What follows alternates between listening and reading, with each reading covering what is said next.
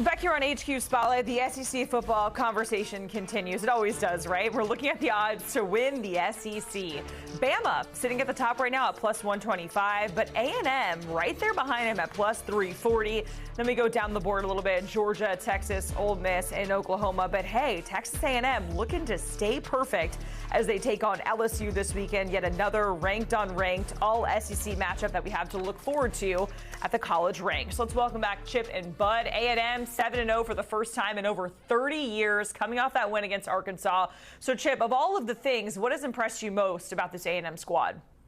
I think it would be that Mike Elko, the lessons that he's learned and the way that he's gotten this team to buy in already in year two. You know, this is a true football coach that they've gotten there in College Station. And when you were looking at reasons why they had not been able to achieve these kind of marks and really be a player deep into the season, that even after going through some of the hottest names in the sport, I think that maybe you needed a little bit less flash and maybe you needed a little bit more substance. And that's exactly the kind of football that Texas A&M is playing. Elko's also done a great job with the transfer portal, whether it's bringing in just absolute game wreckers on the defensive side of the ball or guys like Mario Craver and Casey Concepcion on the offensive side. It's just such a unique opportunity for them to be able to take someone who was right under their nose, a defensive coordinator for a couple of years under Jimbo Fisher, and be able to realize that he was going to be the one to take you to the next level. To me, a lot of this comes down to coaching.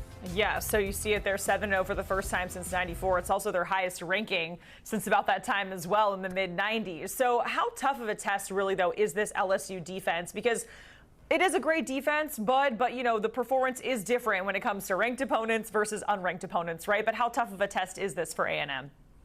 Jacqueline, I think anytime you go into Death Valley against a defense of this caliber, it is a real test. Now, we don't know if Weeks is going to play, the stud linebacker for the Tigers. He missed the game against Vanderbilt, and they certainly missed him in that ball game. The one thing A&M has going for it here on the offensive side of the ball, they actually have a couple things, but the thing I want to focus on here is the A&M offensive line is actually really good. There are almost no fan bases out there who are happy with their offensive line. Miami probably is one. A&M would be the other one I'd point to. Everybody knows that they got studs up front.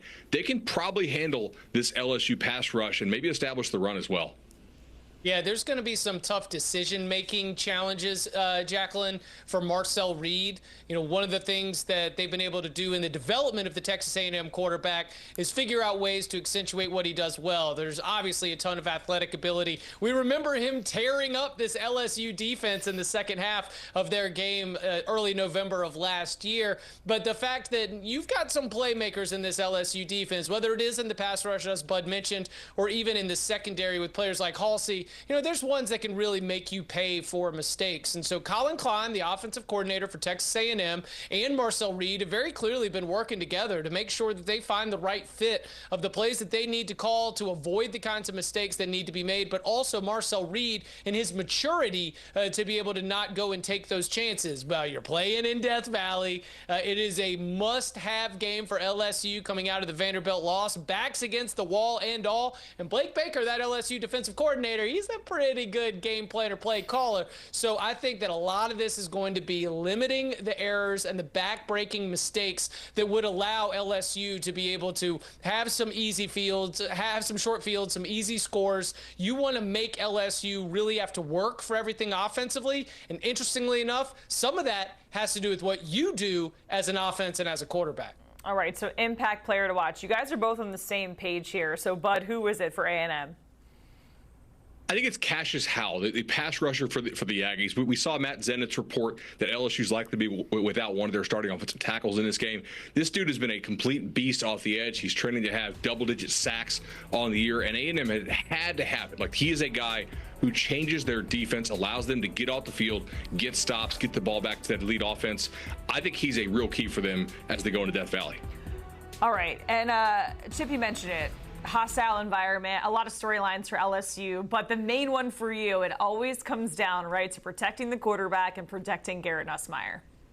Yeah, especially if Garrett Nussmeier is like one of them Operation board games and we got buzzes up here and buzzes up here. It just like, it don't matter whether it's your oblique. It doesn't matter whether it's your knee, which has already been like dealt with multiple off seasons before. Garrett Nussmeier has unbelievable arm talent. He is very clearly a high processor with a high ceiling as a quarterback. But I tell you what does not help some of these soft injuries get better. That's playing more and getting hit more.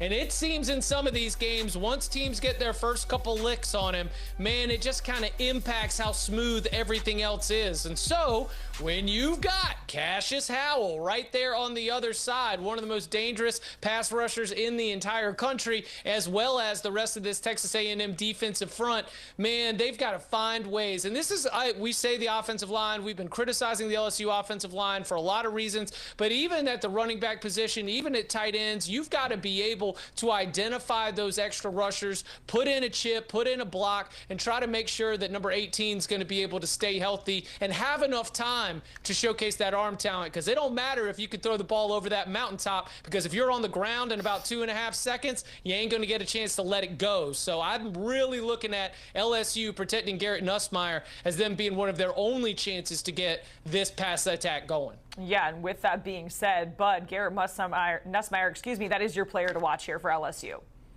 I think the ball's got to be out quick. Obviously, we're a little bit worried about some of the pressure coming from this Texas A&M defense. And, I mean, you have to think, all right, can the LSU defense hold A&M to something in the low 20s? And can Nussmeier just play his butt off, make some big-time throws, find a way to get LSU into the end zone? LSU has not scored 30 points in a game this year against the FBS. You know the only two teams in the Power 5 who have not done so? LSU and Chip's North Carolina Tar Heels. If that doesn't change, they're probably not winning this ball game. Let's go, Heels. All right, anyway, enough about that. Let's talk about who Garrett Nussmeier can throw the ball to, because when we're talking about getting it out quickly and when we're talking about trying to generate some offense, I started to look at the way that LSU was calling that game against Vanderbilt. That was a lot of intentional targets for wide receiver Berrien Brown. Now, Brown is a new addition to the team this season, came over from Kentucky, where he additionally was a little bit of an all-purpose weapon, and he's got the kind of game-breaking where a 6-yard pass can be a 60-yard touchdown if you don't wrap them up. And when nothing else is working offensively, well, let's just test their tackling in the open field, especially in a hostile road environment. I just think that when you're not going to be able to push the ball vertically downfield, you're going to have to do some of the side-to-side stuff. But Berrien Brown does have the athleticism and the natural talent to be a real game breaker. So after seeing him as a big part of the game plan last week, my expectation is he will be another impact player for this offense here in this game. Man, I wasn't expecting the Tar Heels to catch a stray here, but here we are, yeah. Chip. Oh, my goodness. All right, game prediction time. Chip, how do you think it all goes down? A&M, 2.5-point road favorites here. Oh, it's going to get toxic. Normally, I love anything that's cooked up around Baton Rouge, but this is going to be some gumbo you don't want no part of, because I got this one as Texas A&M 27, LSU 13. I don't see this as a good matchup for an LSU offense that has struggled mightily, and as the LSU offense continues to struggle, if it does as I have predicted, well, then I think you might get some boo birds. I think you might get some real frustration, palpable frustration from the Tiger faithful there in Death Valley. So I think Texas A&M, it might not be flashy, might be a little bit gritty. Maybe they pull away late with a couple scores, but I just don't see LSU's offense finding success against this Texas A&M defense in this spot. So I'll go 27-13. Chip, I have 23-16, a little bit tighter. I think LSU will give a home run effort here, much like they did against the Gators earlier this year. But again, no faith in LSU's offense to turn things around, especially with injuries mounting.